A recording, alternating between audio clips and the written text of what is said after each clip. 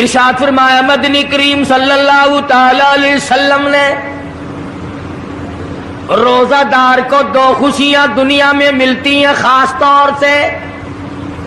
ایک افطار کے وقت آپ صلی اللہ علیہ وسلم نے فرمایا جو دعا مانگو وہی ملے.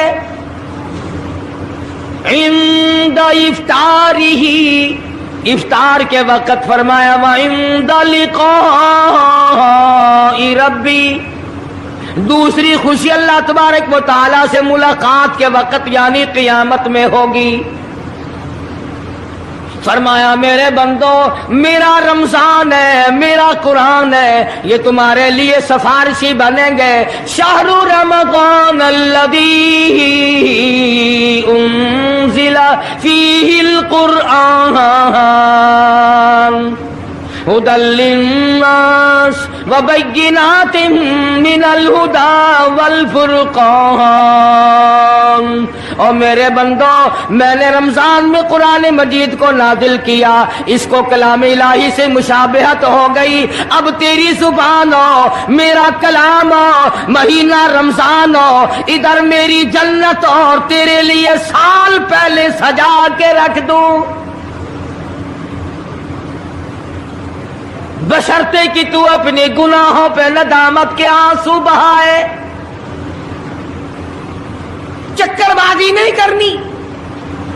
فمن شہد منکم الشہر فلیصم. جس کو رمضان کا مہینہ آ گیا، زندگی میں مل گیا، اسے چاہیے کہ روزے ضرور رکھے.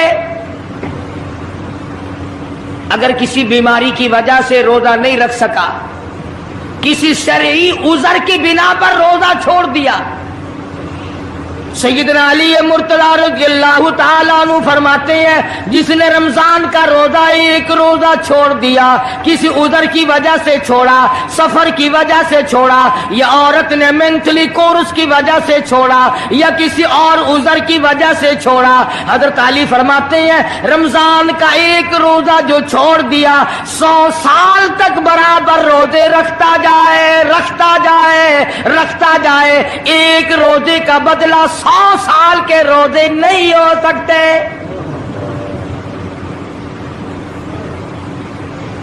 سو سال کے معنی رمضان کے نہیں.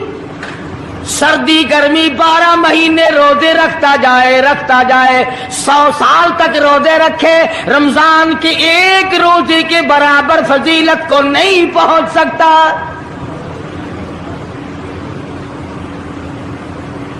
آج تو کئی مرد کہہ دیتے ہیں میرا دل گھٹتا ہے، عورتیں کہتی ہیں دل گھٹتا ہے. میں کہتا ہوں آج گرمی کی وجہ سے دل گھٹتا ہے، کل قبر میں کیا گھٹے گا؟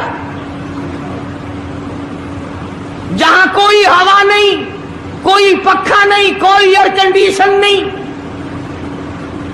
چاروں طرف سے بند، لاکھوں من مٹی کے نیچے لیٹنا، وہاں کیا کرے گا دل؟ کیسے نہیں گھٹے گا اور کیسے گھبراہٹ نہ آئے گی؟ امام الانبیاء محبوب کبریا حضرت محمد مصطفیٰ صلی اللہ تعالی علیہ وسلم نے فرمایا اور لوگوں قدر کرو رمضان قرآن کی، قیامت میں یہ دونوں چیزیں تمہیں کھینچ کر جنت میں لے جائیں گی. قبر میں آدمی لیٹا ہے، عذاب دینے والے فرشتے سرانے کی طرف سے آنے لگتے ہیں، اس طرف سے نماز آ جاتی ہے، تم اس طرف سے نہیں جا سکتے، اس نے نماز کبھی قضا نہیں کی. دائیں طرف سے آنے لگتے ہیں، ادھر سے روزے آ جاتے ہیں، ہمیں کبھی قضا نہیں کیا، تم اس طرف سے عذاب دینے کے لیے نہیں جا سکتے. بائیں طرف سے آنے لگتے ہیں، کھبی طرف سے آنے لگتے ہیں، ادھر سے زکوٰۃ آ جاتی ہے کہ تم نے کبھی زکوٰۃ اس نے کبھی قضا نہیں کی، کبھی نہیں ادا چھوڑی، ہمیشہ ادا کرتا رہا، اس لیے تم اس طرف سے نہیں جا سکتے. پیروں کی طرف سے جاتا ہے تو حج آ جاتا ہے، اس نے مجھے ادا کیا تھا. جب اوپر کی طرف سے آنے لگتا ہے، رمضان قرآن آ کے صاحبان کی طرح چھا جاتا ہے اور آواز آتی ہے او فرشتوں، جس کو میری رحمت نے چاروں طرف سے گھیر لیا ہو، تم عذاب دینے کی کوشش کیوں کر رہے ہو؟ صحابہ کرام رضوان اللہ تعالی علیہم اجمعین کی جماعت نے ہمیشہ قدردانی سے کام لیا، مصیبت کی پرواہ نہ کی، تکلیفوں کی پرواہ نہ کی، گرمی سردی کو نہیں دیکھا، تمام اوقات میں محمد مدنی صلی اللہ علیہ وسلم کی غلامی کی۔ رمضان کا مہینہ ہے، جنگ بدر ہے، مشرکین مکہ نے مسلمانوں پہ حملہ کر دیا، چاروں طرف سے عرب کافر ٹوٹ پڑے، ہزاروں جوان آیا، گھوڑے تلواریں لے کر آئے، ادھر کالی کملی والے صلی اللہ علیہ وسلم کے دامن میں صرف 313 مسلمان، اچھی زمین پہ قبضہ انہوں نے کر لیا، ریتلی زمین حضور کے پاس آ گئی، لڑائی کے میدان میں پانی ان کے پاس چلا گیا، خشکی صحابہ کرام کے پاس آ گئی، مگر اللہ تبارک و تعالی نے جب ان حضرات کا جذبہ دیکھا، ان حضرات کا ایثار دیکھا، ان کی قربانی دیکھی، ان کی ہمت و جرأت دیکھی، پروردگار عالم نے ان کو فتح عطا فرمایا۔ کیسے تھے لوگ؟ یوں لکھا علماء کرام نے، ایک صحابی کی جھولی میں کھجوریں ہیں، وہ کھاتا ہوا آ رہا ہے، آپ صلی اللہ علیہ وسلم کو کہنے لگا یہ لڑائی کیسی ہے؟ حضور نے فرمایا اسلام اور کفر کے مقابلے میں جنگ ہو رہی ہے۔ کہنے لگا جو اس میں شریک ہو اور مر جائے اسے کیا ملے گا؟ آپ نے فرمایا میں جنت کا وعدہ کرتا ہوں، جو کھجوریں جھولی میں تھی وہ بھی پھینک دی، جو منہ میں تھی وہ بھی نکال کر پھینک دی، تلوار لی، اسی وقت میدان میں آیا اور کافروں سے لڑتا لڑتا ٹکڑے کر دیا گیا۔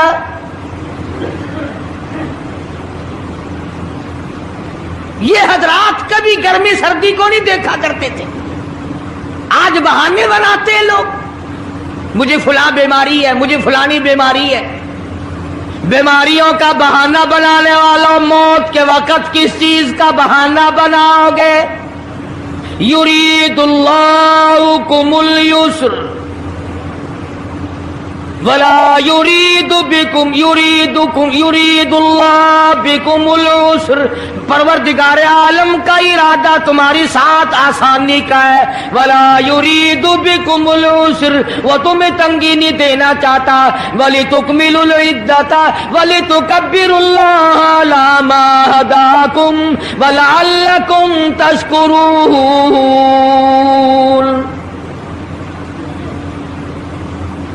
اللہ پاک جو کہتا ہے کہ پانی نہ پیو، کھانا نہ کھاؤ، بیوی کے پاس نہ جاؤ، اللہ میاں کا اس میں کیا فائدہ؟ پانی نہ پیو تو کون سا پانی بڑھ جائے گا؟ تھوڑا پانی سارا دن بہاتے ہیں ہم، مگر اللہ پاک فرشتوں میں فخر فرماتے ہیں، اے میرے نوری فرشتوں دیکھو، میں نے پیٹ لگا رکھا ہے، بھوک لگی ہوئی ہے، میری اجازت کے بغیر کھاتا نہیں، میں نے پیاس کا مادہ اس کے اندر پیدا کیا ہوا ہے، جگر میں آگ لگی ہوئی ہے، پیٹ میں آگ لگی ہوئی ہے، مگر میری اجازت کے بغیر پانی نہیں پیتا۔ دل میں بیوی کی محبت ہے، بیوی کا کتنا جذبہ ہے، کتنی مربت ہے، سامنے بیٹھی ہے، میری اجازت کے بغیر آنکھ اٹھا کر دیکھتا نہیں، قریب نہیں جاتا۔ اور فرشتوں گواہ ہو جاؤ، جو میری اجازت کے بغیر پانی نہ پیے، جو میری اجازت کے بغیر کھانا نہ کھائے، جو میری اجازت کے بغیر اپنی بیوی کو نہ دیکھے، اور میرے فرشتوں گواہ ہو جاؤ، میں نے ان سب پر جنت واجب کر دی۔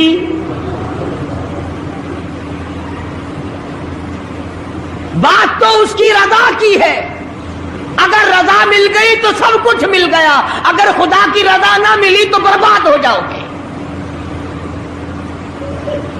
अपनी अपनी जिंदगी का अपनी अपनी उम्र का हिसाब तो लगाओ, सिवा इसके और क्या कहोगे। उम्र सारी गुनाहों में बर्बाद की, उम्र सारी गुनाहों में बर्बाद की, हाय अफसोस खातिर से औलाद की। आज तो मालिक बने सारे माल के, जिस औलाद के पीछे रात दिन धंधे किए, रोजे की परवाह ना की, नमाज की परवाह ना की, कुरान की परवाह ना की, आज अब्बा जान का दम निकल रहा है, अम्मी जान का दम निकल रहा है, बेगम साहिबा दम तोड़ रही है, भाई साहब दम तोड़ रही है, जवान बेटा करियल दम तोड़ रहा है, किसी की मजाल नहीं आगे बढ़कर हाथ आ रहा है। कौन जुर्रत करेगा? इधर अल्लाह मियाँ का फजल कितना बड़ा शामिल हाल है, इधर आवाज आती है ओ मेरे बंदे नमाज रोजा पूरा कर, ज़कात अदा किया कर, हज अगर फर्ज हो तो उसको पूरा कर, अपने वालिदैन की फर्मा बरदारी कर, किसी का हक खाना हराम से बचना तेरा काम है। कयामत के दिन 8 दरवाजों से आवाज लगाना मेरा काम है। हर दरवाजे से आवाज लगेगी। कितना सहाबा किराम में जज्बा था, किस कदर हिम्मत थी, किस कदर जुर्रत थी कि मोहम्मद अरबी सल्लल्लाहु अलैहि वसल्लम ने फरमा भी दिया कि सफर में रोजा नहीं, जंग है, लड़ाई है, मुकाबला है, रोजा ना रखो। लेकिन सहाबा कहते थे आखिरी दिन होगा, हम तो रोजादार होकर खुदा के यहाँ अपना गला कटाकर शहीद होके जाना चाहते हैं। मोहम्मद अरबी सल्लल्लाहु अलैहि वसल्लम तशरीफ फरमा है, सहाबा किराम की जमात आ रही है, तैयारी कर रही है। एक औरत आई सैयदा खंसा रज़ियल्लाहु ताला अन्हा और आके हुजूर अकरम सल्लल्लाहु अलैहि वसल्लम को अर्ज करने लगी, आप अपना हाथ फैलाए। हुजूर ने रहमत वाला हाथ फैला दिया। आप सल्लल्लाहु अलैहि वसल्लम के हाथ पर माई ने अपने सर के बाल कटे हुए रख दिए। हुजूर ने फरमाया ये क्या चीज है? अर्ज करने लगी जंग की तैयारी है, जिहाद की तैयारी है, कुफर इस्लाम का मुकाबला है, इस्लाम को अल्लाह फतह नसीब फरमाए। पाई पैसा मेरे पास नहीं, रुपया धेला मेरे पास नहीं, रैसल घोड़ा मेरे पास नहीं, मुझे कई दिन गुजर गए सोचते सोचते इस जंग में, इस जिहाद में मेरा हिस्सा कैसे पड़े। आज मेरे दिमाग में ये बात आई, मैं अपने सर के बाल काट कर पेश कर दूं, शायद किसी मुजाहिद की सवारी की नकेल बन जाए, मेरा भी हिस्सा पड़ जाए।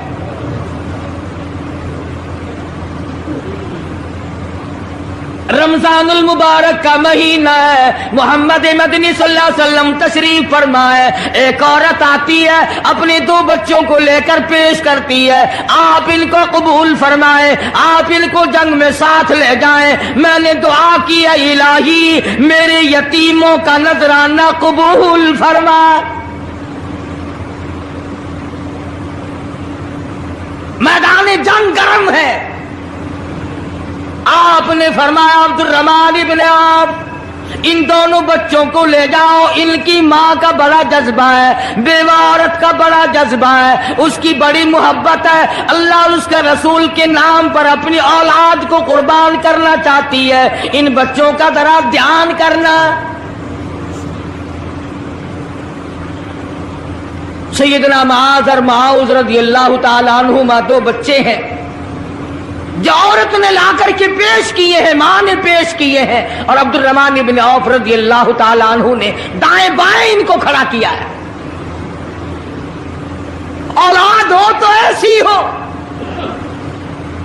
अब्दुल रहमान इब्ने औफ रज़ियल्लाहु ताला अन्हु फरमाते हैं दाईं तरफ खड़ा होने वाला बच्चा मुझे कहने लगा चाचा जान हमारे नबी का दुश्मन अबू जहल कौन सा है?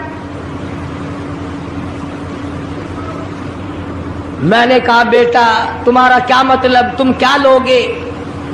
तुम्हारी वालिदा ने तुम्हें भेज दिया है کوئی کافر آ کر تمہارے گلے کاٹ دے گا، شہید ہو جاؤ گے، ٹھیک ہے۔ صحابی کہتا ہے ادھر دائیں طرف والے نے آنکھ کا اشارہ کیا، ادھر بائیں طرف کھڑا ہونے والا بچہ تیار کھڑا تھا، میں نے انگلی کا اشارہ کیا، وہ سرکس گھوڑے پہ سوار ابو جہل آ رہا ہے۔ صحابی کہتے ہیں میرا دایاں بایاں پاسا خالی ہو گیا، بجلی کی طرف دونوں دوڑ گئے، اور حالت یہ بنی کہ قسم کھائی